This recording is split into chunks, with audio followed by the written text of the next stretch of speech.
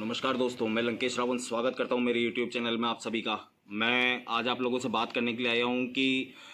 किस तरीके से हमारे प्रशासन, पुलिस प्रशासन की बात कर रहा हूं कि पुलिस प्रशासन की नाकामियां, खामियां, उनकी मतलब क्या बोल सकते हैं, वो दुनिया को बोलते हैं लेकिन उनका खुद का नालायकपना, उन लोगों की कामचोरी, उन लोगों की भ्रष्टाचारी किस तरीके से सामने आ रही है, उसका उदाहरण आज फिर आप लोगों को देखने को मिलेगा। आप सभी लोगों ने पेपर पढ़ा होगा, अलवर में 2015 में एक 5 साल की बच्ची के साथ में बलात्कार हुआ, जिसका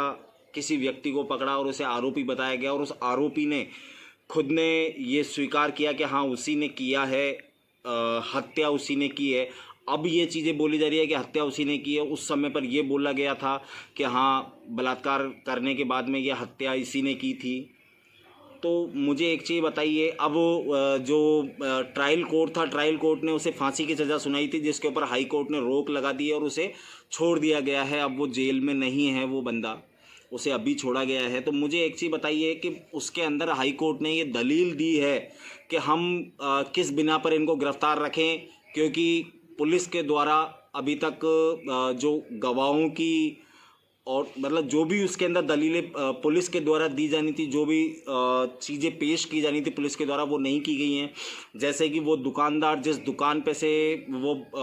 आदमी उस बच्ची को, 5 साल की बच्ची को दुकानदार के पास से लेकर के गया है, वो दुकानदार कोर्ट में पेश नहीं करवाया गया पुलिस वालों के द्वारा। उसके अलावा जिस खंडर के अंदर बच्ची का शव मिला, उस खंडर का जो मालिक है उसे कोर्ट में नहीं पेश किया गया। तो मतलब ये सारी नाकामियाँ, ये सारी जो घटनाएं हुई हैं, ये बिल्कुल साफ साफ दिखा रही हैं कि पुलिस कहीं ना कहीं रिश्वतखोरी के इस जाल को बिछा करके बैठी हुई है। उसे पुलिस को पूरी तरीके से कहीं ना कहीं से फंडिंग हुई है, मतलब पैसा मिला है किसी अधिकारी को, किसी भी छानबीन करने वाले पुलिस ऑफिसर को पैसा दिया गया है, जिसकी बदौलत ही आज ये है कि बलात्कारी इस तरीके से समाज के अंदर घूम रहे हैं। मैं एक चीज़ बोल रहा हूँ कि देश के प्रधानमंत्री, राज्य के मुख्यमंत्री, राज्यपाल, हमारे देश के राष्ट्रपति, सभी लोग ये कहते हैं कि हम लोग नारी सशक्तिकरण के ऊपर काम करते हैं, नारियों की, महिलाओं के आत्मसम्मान के लिए हम लोग नई नई चीज़ें कर रहे हैं कि भाई उन्हें किसी तरीके की टीजिंग वगैरह ये सब चीज़ें नहीं सहनी पड़े। लेकिन मुझे एक चीज़ बताइए कि जब समाज के अंदर इस तरीके के बलात्कारी कलंकित लोग अगर इस तरीके से आराम से घूमते रहेंगे, तो मेरे को नहीं लगता है कि नारियां, महिलाएं किसी भी तरीके से सुरक्षित है। क्योंकि जिस बंदे को 4 से 5 साल के अंदर पुलिस वालों की नाकामी के द्वारा आज छोड़ दिया गया है, उस बंदे के मन से प्रशासन का, न्याय व्यवस्था का डर तो निकल ही चुका है कि कोई दिक्कत नहीं है, हमारे पास में वो वकील हैं जो अपनी झूठी सच्ची दलीलें देकर के हमें बाहर निकाल करके ले आएंगे। बिल्कुल, अब मैं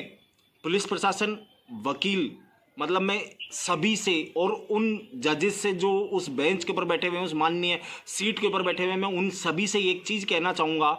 कि शायद उस परिवार की और उस बच्ची के जो दर्द होगा उसको आप लोग तब पहचान सकते हैं जब ये घटनाएं, जो पुलिस वाले आज रिश्वत खा करके इन बलात्कारियों के पक्ष में आ रहे हैं कि मतलब कोई कार्रवाई नहीं हुई, आज उसे छोड़ दिया गया है, उसकी फांसी की सज़ा को टाल दिया गया है।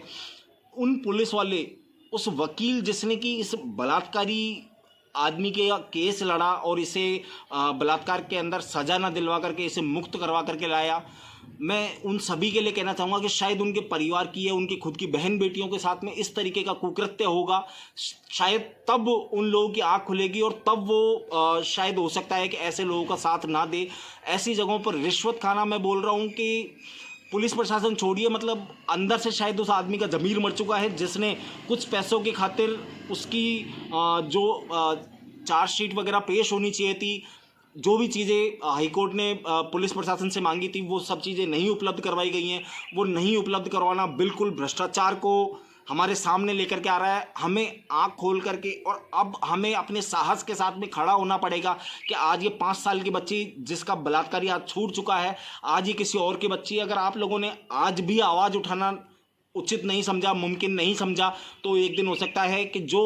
आप लोग, मैं आप सभी पूरे देशवासियों से बोल रहा हूं कि आप लोगों का परिवार हो सकता है किसी दिन इन घटनाओं का शिकार हो जाए। धन्यवाद। जय श्री राम।